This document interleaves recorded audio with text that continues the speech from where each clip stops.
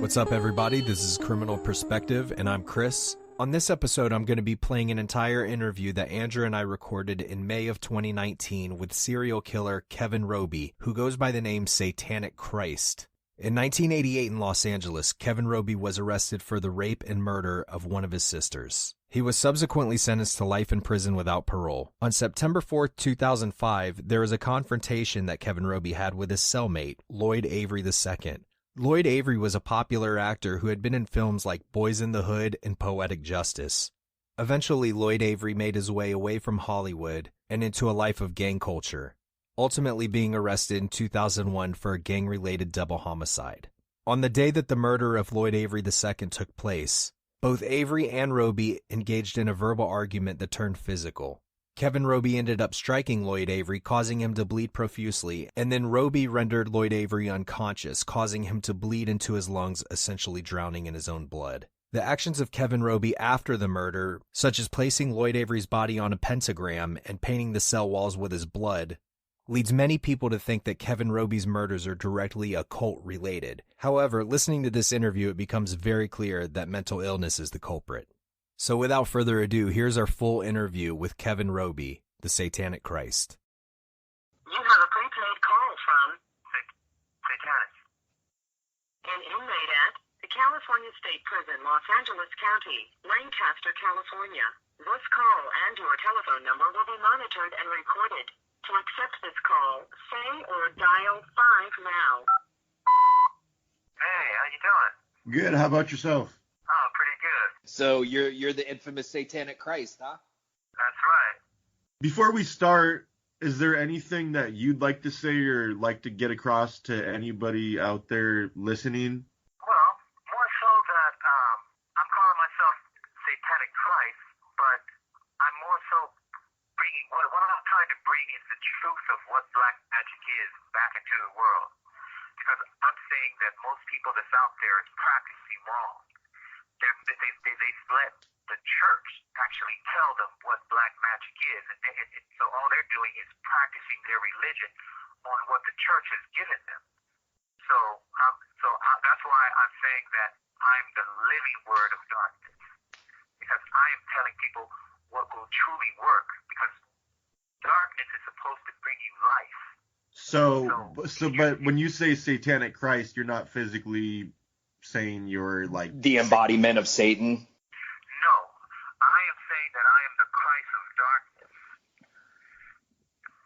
Satanic, that's why it's spelled with two N's, is the first son of the creators. So I'm saying I'm taking that name as being the Alpha and Omega. So Satanic was the first son of the creators. And then Amonan, that's why it's Satanic Amonan Dartsidian, because Dartsidian is the last son of the creator. So it's the first and last. How do you feel about human sacrifice? Mind you, right, human sacrifice, it's not so much, well, it's human sacrifice, but it can't be just a random human. You can't just take a random human and sacrifice it and think you're sacrificing something in the name of darkness. You're sacrificing something, it has to be somebody that you love. It has to be somebody that's dear to you, or there's no sacrifice. You're just killing somebody at that point.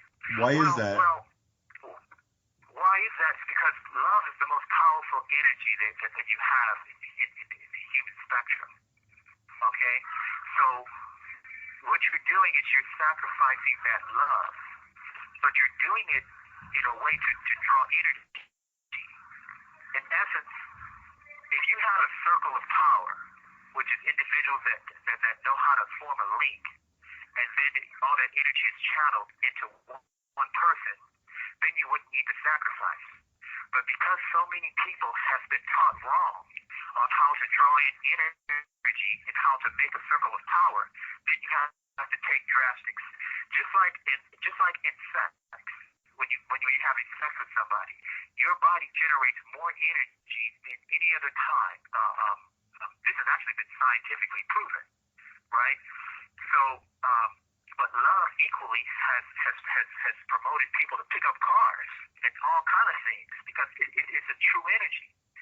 Well, when you're sacrificing something to draw in that psychic energy, that is something that also generates a great amount of psychic energy.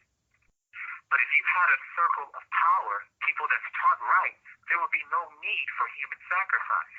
Human sacrifice, in that sense of sacrificing a loved one, is a last resort mechanism. But if you were to teach, that's why I'm actually promoting the book, The Satanic Christ, The Living Word of Darkness, to teach people how you form a true circle of power, so you don't have to do that. That's what the whole Crusades was about, was destroying all this knowledge so people wouldn't know this.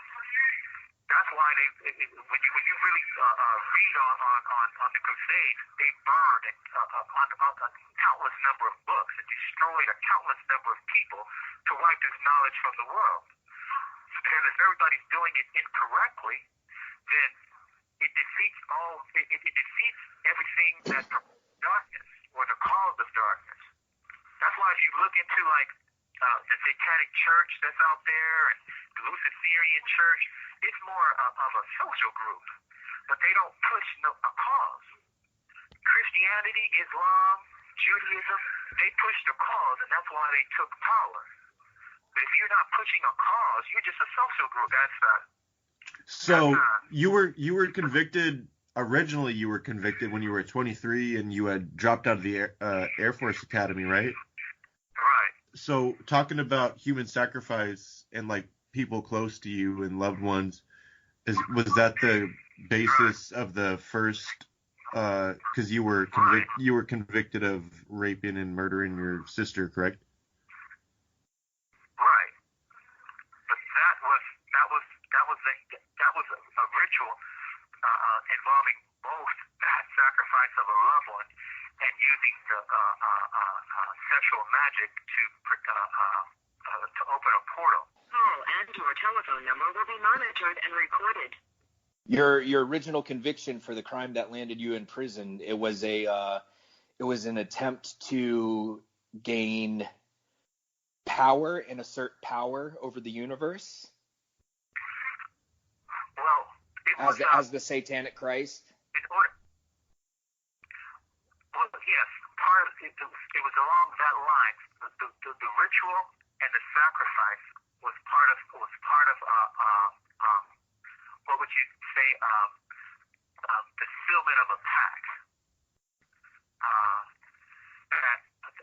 Of how I became the Satanic Christ. In essence, there was a whole set of process that I had to come through, and that in prison was part of the path. Before the actual sacrifice was begun, I was told about this 5 years before then, when I was 18. And then, but mind you, I'm missing the whole part where from birth, I had these demons that were raising me and teaching me how to be the Satanic Christ, and led me up to that point. And they're the ones that instructed me on how to do the ritual. So that's why I say I didn't choose this path. This path was chosen for me. Right. So, it was your destiny to be the Satanic Christ. Right. I understand. Yes.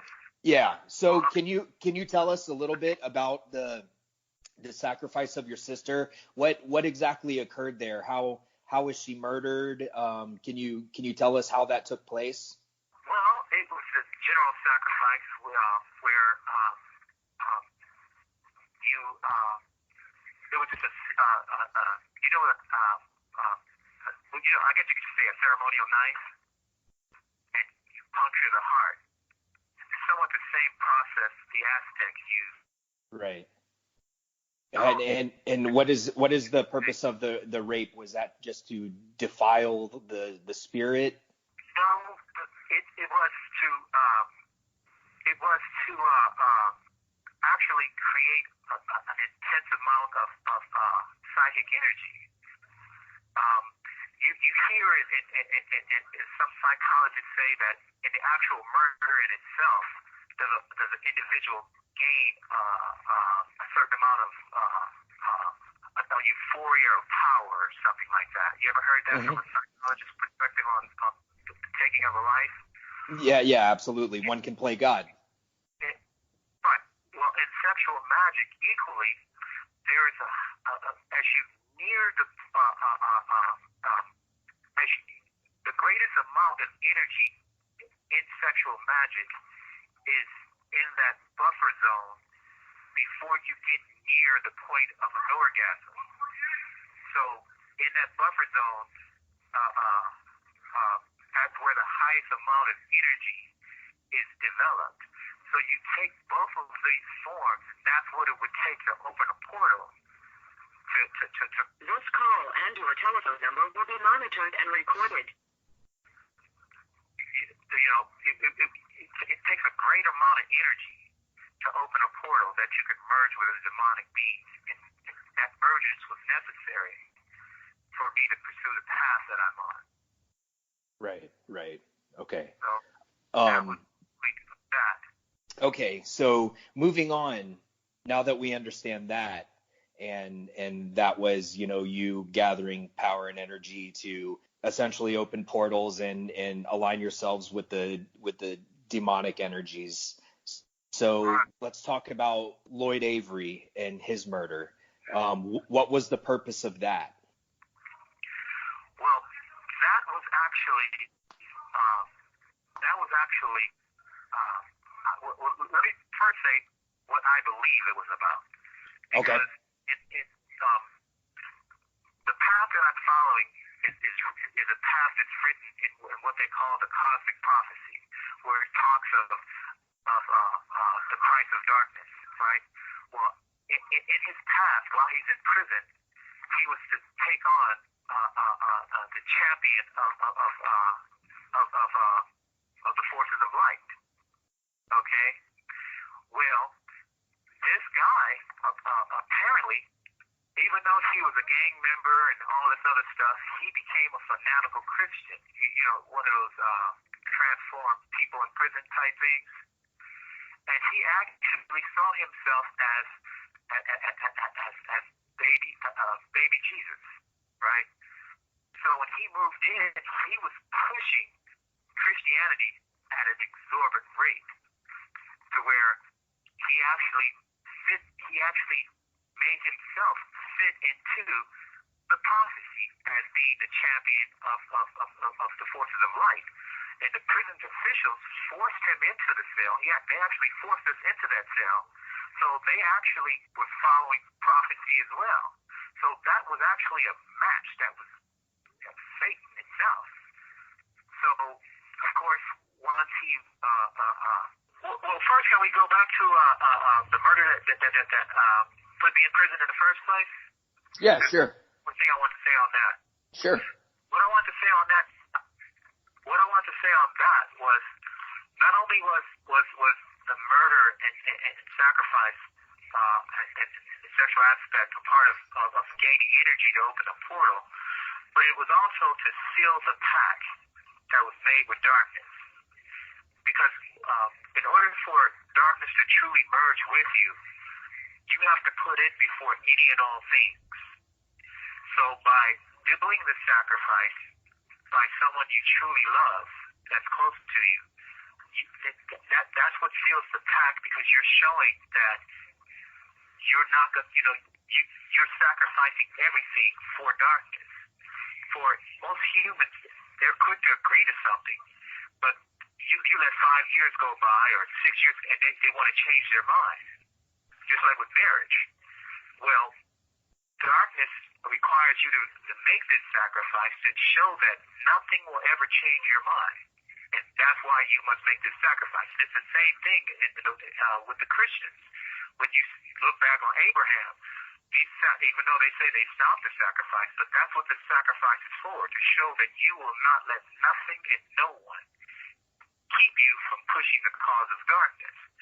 So there was a Trinity aspect to the ritual, serving three purposes. But that's the final part I want to say on that. Yeah.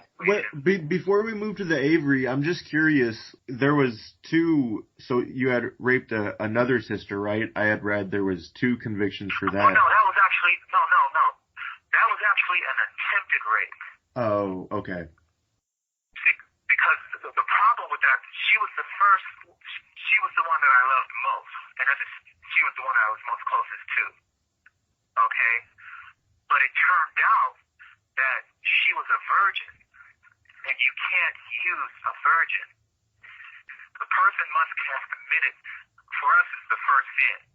You must have committed that first sin to be used.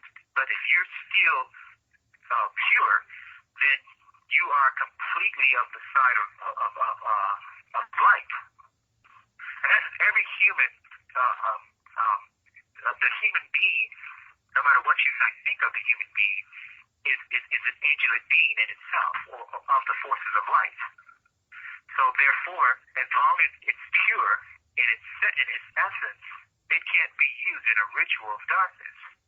And that's what she was. So that's why if you actually, the papers may call it two rapes, but the actual charge was a rape and an attempted rape, because she couldn't be used. Right. So you're basically all in all, what you're saying with those crimes is that for them to serve their purpose and for you to obtain the power, seal the pact, and open the demonic portal, you had to do something so unforgivable and and so permanent that it could never ever be reversed, and then that's what draws in that power. Correct? Right. Okay. So therefore, there is no turning back. You can't ever say, "Oh, I'm gonna," just like look at the guy that wrote that drew the Babylon symbol that's so famous in Satanism today. Yeah. His name was Levi Constantine or something like that. Well, at the end, he went back to Christianity. I mean, although he once was practicing to be a priest, and then he went to darkness, but at the end, he received his last rites, right? That's because there was nothing, he wasn't fully committed. He was more, so you could go back. But with me, there is no going back. That's why I am the Christ of darkness. There is nothing that can change my path or my thinking. So I push the cause of darkness for eternity. Right. So you basically introduce this dark energy onto the earth, and even after you go, it'll still be here. Well, that's the whole point. This is the point that I'm saying that through this darkness that I'm practicing, pursuing, I'm not going to leave the earth. I'm not going to die. Okay.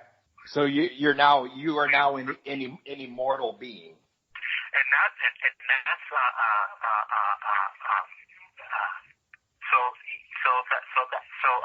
that's what the powers of darkness, for merging with them,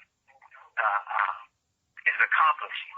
With Lloyd Avery, he was pushing the agenda of good and Jesus and all that, and he was a gangbanger. He was in prison for murder. And Lloyd Avery was forced into your cell by Satanic power. So after that, what occurred? Okay, well, he was pushing his agenda to convert me to Christianity, which led to us fighting.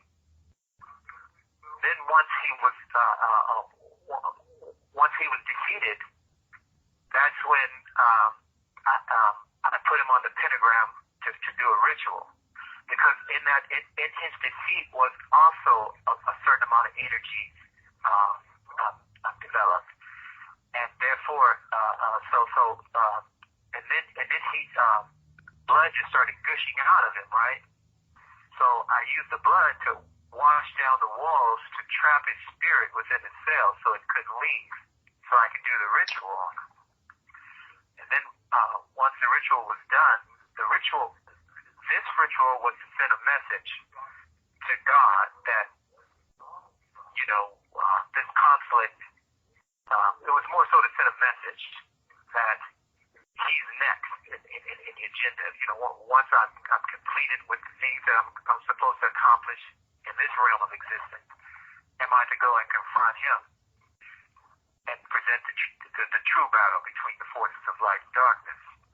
Right. So, And what was the pentagram? Was the pentagram, was it painted in blood? Did you draw it on there?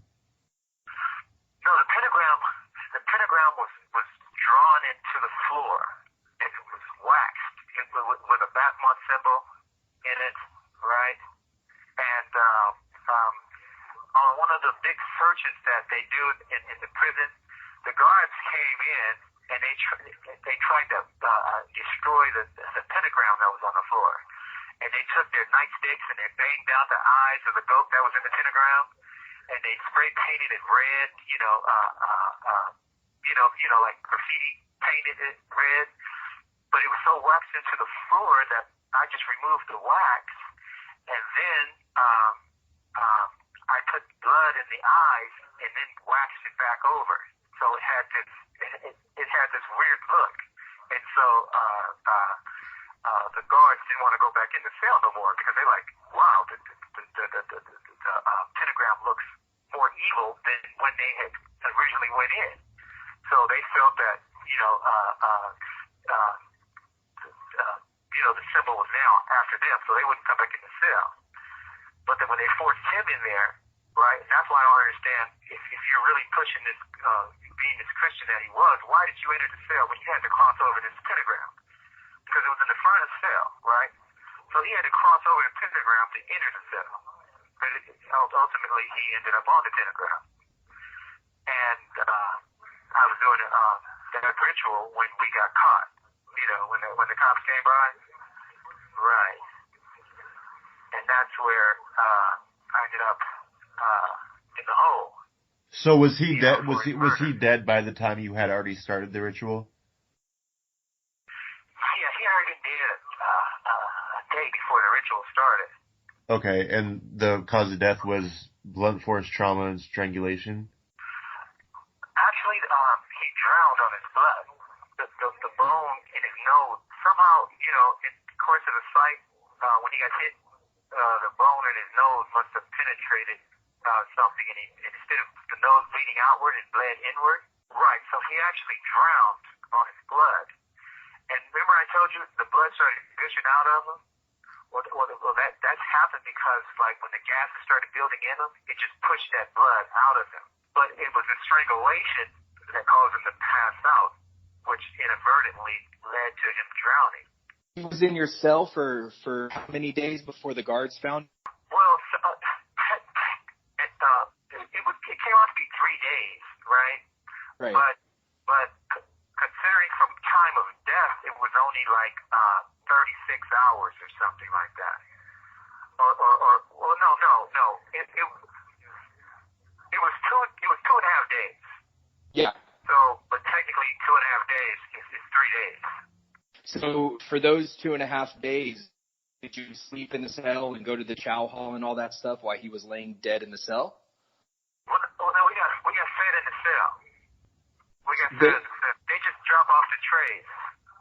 And then when they walk by for, like, the count and everything, and he was in the bunk, and I just had this string tied to his hand, and I was on the top bunk, and I just moved the string, and his hand would move like, hey, what's up? So when they were going by with count, you had a string attached to him, and when they would go by for almost 2 days, you would pull it when they would walk by. And when did they finally notice that he was dead?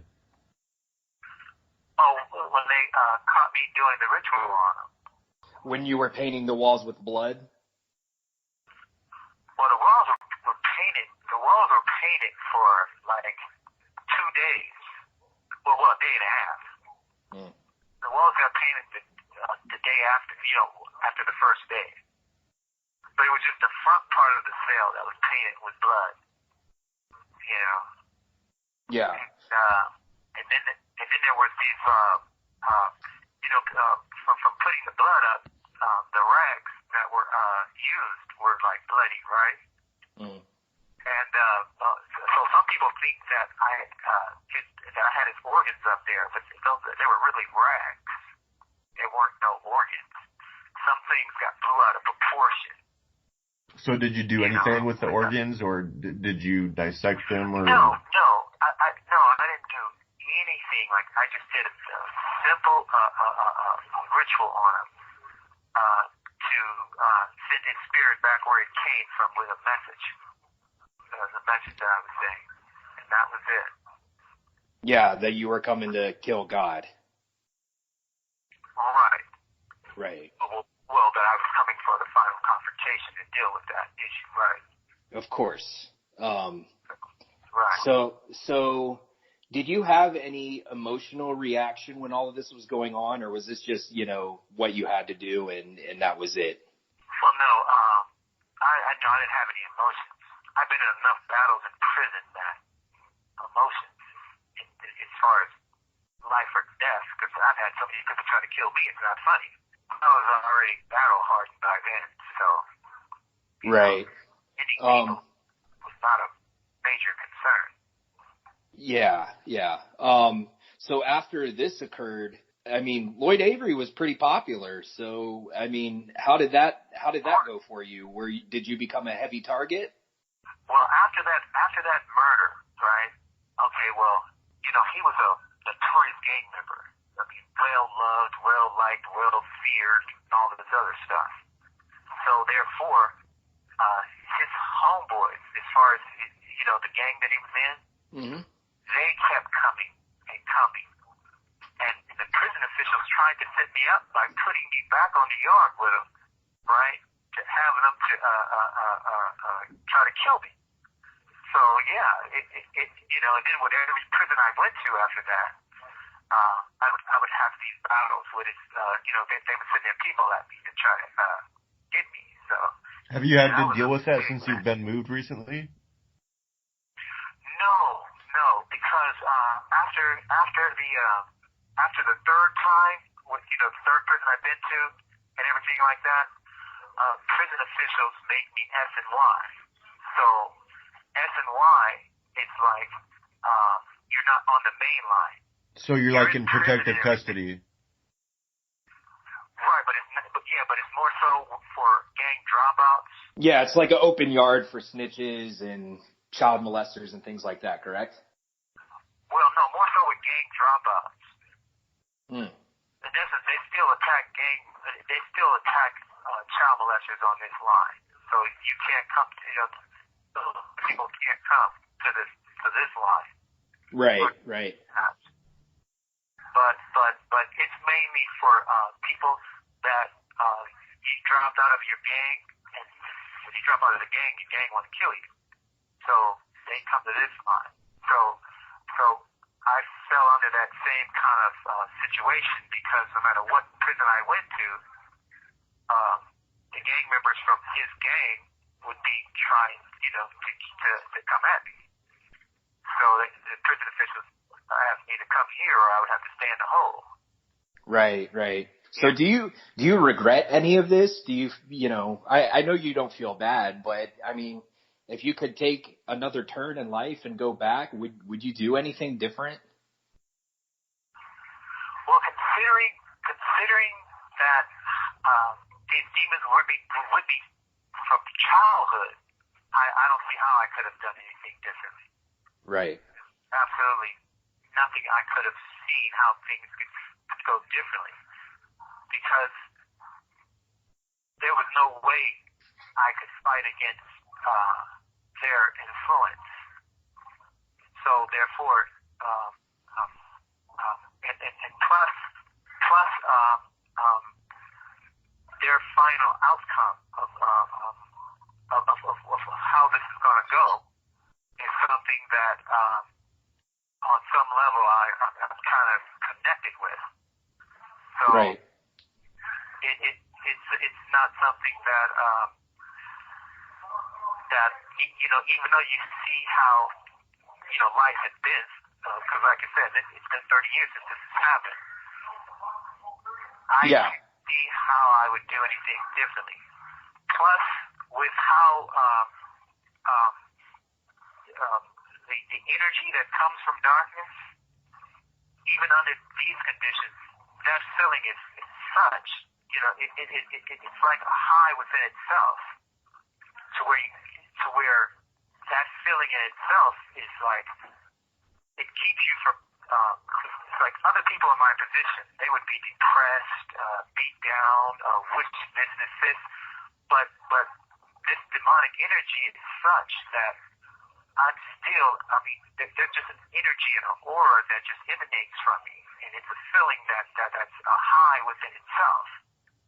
So it's like the greatest feeling in the world in that sense. So I don't see how, even if I had to do it all again, that I would do it any differently, because I'm still pursuing this path. Right. So, I don't see prison being the end result of this.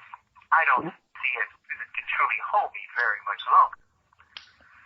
But as that power grows, that's why, so in a sense, I'm representing that dragon in prophecy, that prison can only hold you for a certain period of time, and then nothing will be able to stop me.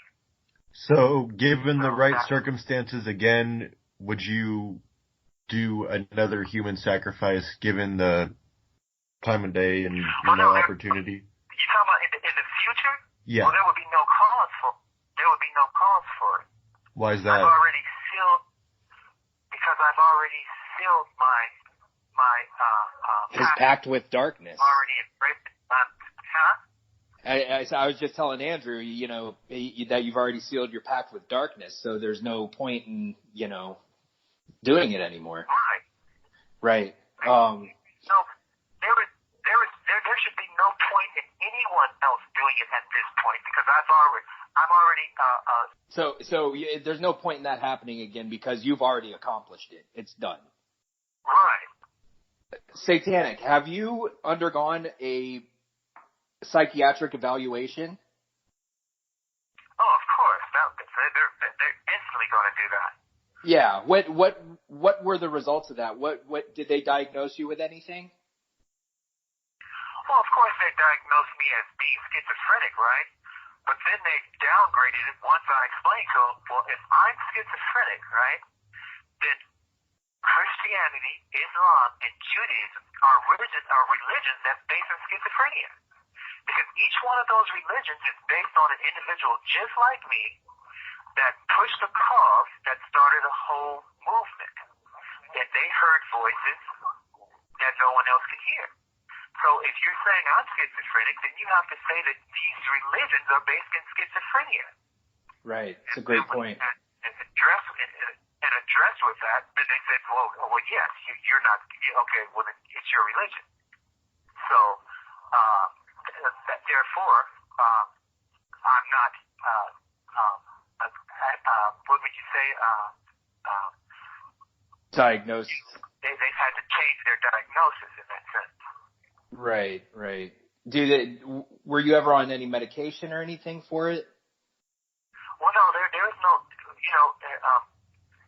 medication only helps when you have a chemical imbalance. Right. So if you're hearing voices based in that sense, then restoring some type of, using to restore some type of balance, that would be effective.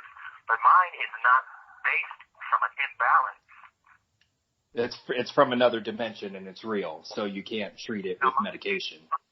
Now, mind you, you could say that because they tried to say this, because these demons have been in my family for a long time, in my family's bloodline. These same demons that I'm saying that are talking to me. So, they're saying, well, it could be a mental illness, a genetic mental illness or whatever like this is, right? Right. Again, if you're saying that this, by you hearing things that no one else can hear, yet the knowledge that they're giving me, just like these demons, right? They've told me that my purpose is to retrieve this mothership that's in space. It's been in space for 10,000 years. Okay, and they're saying that the Great Pyramid in Egypt is the key to how to find it. Because if you want to find an object in space, you need 6 reference points, right? Mm-hmm. If you want an object in the ground, you need 4. 2 for longitude and 2 for latitude. Want something off the ground. This call and your telephone number will be monitored and recorded. You need another 2 points to find it in space. Well, the pyramid gives you 2/3 of that solution. because it has four shafts in it that points to four celestial markers, which 66.6% of the solution is how to find it. Then there's third chamber that was left unfinished, and that was for the prophesied one to come and supply those last 2 points to find the mothership of the ancients. And the ancients are, I guess you would say, aliens that came to this earth, and the human beings that we think we are is just a hybrid of them. But they're saying of how, they supplied those last 2 points. So the knowledge and stuff that they're giving me is stuff that it's like unbelievably fascinating, the stuff that they've told me. So, if it was a mental illness, I would have to have been exposed to something that has given me this knowledge. But I've been saying this since I was a little kid. So, therefore, there is no possible way it can be a part of the physiological manifestations of my own thoughts. Right. And so by talking to them on all these other issues, that's when they said their final conclusion was, okay, well then it's just your religion. So no, they're not making it as I'm. All they're saying is that, well, earlier they said that I have a schizophrenic affect with delusions of grandeur or whatnot. But once in each one that they make such a diagnosis, right? I say that, and they're saying that they're Christian, stuff like that, or Jews or something like that. I'm like, well, then your religion is based in schizophrenia by your own diagnosis of me. And they're like, oh no, that was divine. I'm like, what made You have 60 seconds remaining. Wow, time does fly. But yes, All right. So going forward, what's left for you to do? I mean, what's you've completed these horrible, unforgivable crimes. I guess your next step is to the final confrontation. if you truly got to put the unite those that are out there that are individuals, to show them that, look, we need to join together, that we can generate strength and power in darkness. So I'm going to be that light in darkness that brings others into a unified whole. So that's one thing that people should be able to see just by the you see how much change has happened in the world when all the gays and stuff came together and on a unified front and formed their little organization. They've been able to make change, so they've shown that through unity, even though when society's turned against you, in unity you can make change. So so therefore I'm going to show that we can do the same. So you basically want to rally around people that have like-minded ideas like you or possess certain skills or powers and basically overthrow God or Christianity? Right. Throw the world and stuff like that. I mean, by biblical prophecy itself, they acknowledge that this must come to pass. That's why I tell people you shouldn't hate against me, because in order for your Christ to come back by your own prophecy, I must come to power in this existence. So, therefore, obviously people don't want to see their Christ back since they're fighting against me so hard. I mean, but their own prophecy, if you were to read Revelation, says that in order for their Christ to come back, this and this and this must happen. Well, I'm here to make this and this and this happen. Let me ask you something. What was your childhood like before you gave in to the demons? Well, I guess you could say I was one of those gifted kids. One of those kids that whatever I wanted to do, I could do, no matter what it was. Like whatever I pursued, I was successful at, which I guess you could say made it difficult for me to, like most people, they find that they're good at one particular thing or two particular things, and then they can pursue that path. But when you're good at everything you try, how do you focus on one thing when no matter what you do, you're extremely good at it. So yes, coming this way, I guess yes was a shock that shocked everyone, because of all people you would think that I would be a success at no matter what I tried. So I guess you could say I had an amazing childhood in that sense, that whatever I did, I was good at, no matter what it was. Right. So, I know prison has hardened you, but before prison, were you able to keep friends and relationships, or was that never on your mind? No, I never really kept friends. It's hard to do friends when you have demons in your life. Plus, friends really, that's a word that's really been misused, because most people's friends, especially when you or people that can't be trusted, I mean, at some point they always let you down. They always betray. This call and your telephone number will be monitored and recorded. Because most people's friends, they're friends as long as something's beneficial in it to them. But so I guess I've really never, especially when you look at how people. Well, I guess it depends on the exposure you have. But most people's most conflicts comes with friends, because friends always seem to always cross a line they shouldn't.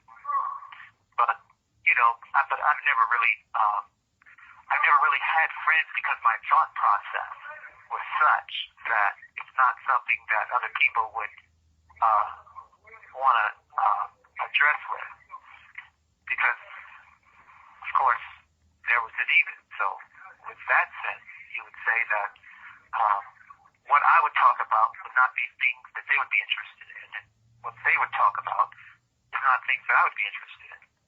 Because most people in their friendship, they talk about current events or what's been talked about on the news or some reality show, and those are things that just completely of uninterest to me. So I guess I don't really talk on like how friends talk, and they talk for hours, but they really don't talk about anything. Yeah, I don't have that ability. So why is that? I really never really had friends. Why is that? Yeah. Because I guess my life is focused towards pushing the agendas that my life has been headed towards since birth. So that agenda has been being pushed in me, and I've been raised to push it.